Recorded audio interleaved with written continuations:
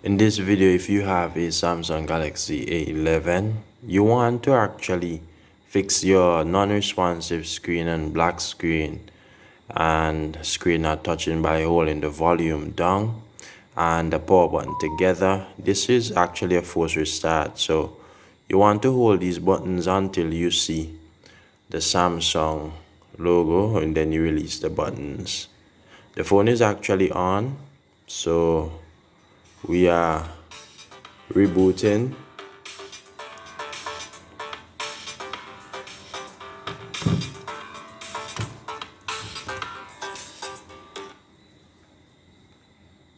Hello.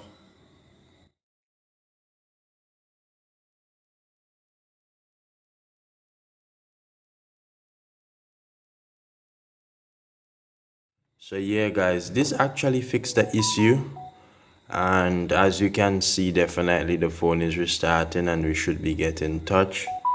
Everything should be working. So that's how you fix your black screen, your frozen screen, your unresponsive screen. It's quite easy guys.